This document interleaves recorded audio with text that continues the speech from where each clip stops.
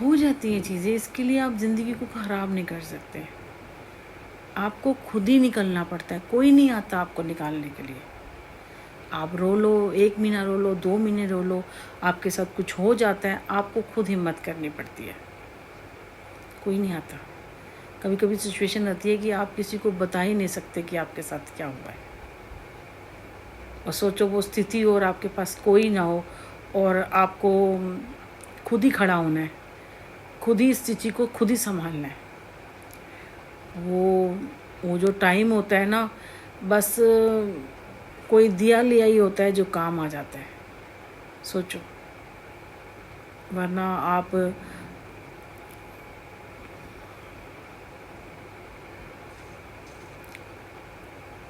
तो इसीलिए मैं कहना चाहती हूँ कि यार मदद किया करो, इस चीज़ तक मत आने दिया करो। एक दिन के बाद सो लोगे, नींद के कोई नहीं, मैं ज़्यादा देर नहीं सोती हूँ, 3-4 घंटे। आजकल ही पता नहीं क्या आ रहा है, बेटा कहता है तुम सोते नहीं, मेरी नींद टूटती रहती है, मैं सोती नहीं हूँ ठीक से ना। तो सो लूँगी, 1 घंटे की नींद सो लूँगी, जब क्या ले लूँगी, ऐसे कर लूँगी।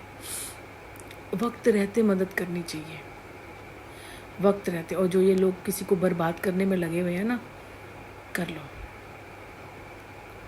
बर्बाद करने का मतलब आपने अपने हाथ रंगे हैं, तो आपके हाथ जिस चीज़ से रंगे हैं ना, वो चीज़ आपके हाथों से, आपके शरीर से, आपके घर से जाएगी नहीं, ये सोच लेना। वो चीज़ वहाँ से जाएगी नहीं। आगे आपकी मर्जी, ठीक है। समझ आए तब भी ठीक है, ना समझ आए आपको तब भी ठीक है। वही वाली बात है सानू की हमें क्या लेना देना, हमसे भी फिर भी मैं कहती हूँ, जबकि मेरे को किसी से लेना देना नहीं है ना, फिर भी हर दूसरे घर में चाहती हूँ कि यार नहीं, ऐसे नहीं होना चाहिए। अब कल जैसे मैं मंदिर गई, मैंने उनसे पूछा, पंडितानी मिल गई ना, मैं कोशिश कर रही थी, मैंने कहा ये ऐसे मतलब ना आप ही सेवा करते हो? कह रही हाँ, मैं मेरा हस्बैंड, बस, तो वो बच्चे कर लेते हैं। मतलब हाँ, अच्छी नहीं है मंदिर की हालत अब ये। पर वो शुरू हो गई, ये ऐसा है, वैसा है, ये है।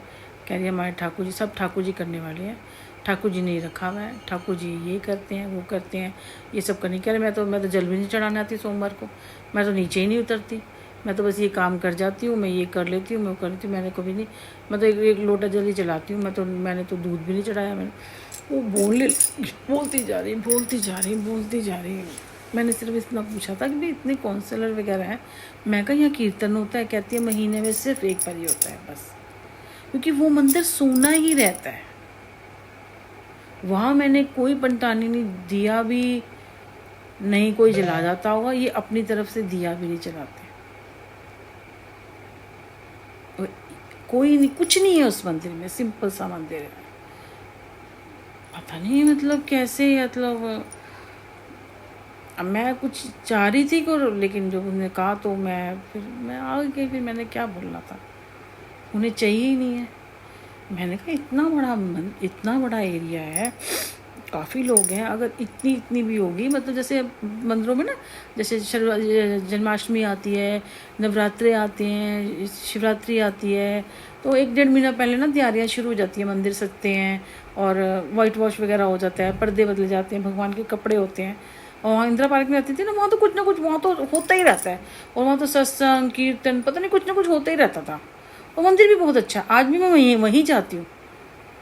पर सबने कहा ना जैसे एरिया का, चलो भाई पास में, अभी चली जाती हूँ भैया, चलो भैया यहाँ तो जल्दी जाना पड़ेगा, वहाँ मुझे रिक्शे से जाना पड़ेगा, और वहाँ कहीं से आती हूँ तो फिर मैं वहाँ मंदिर होके ही आती हूँ।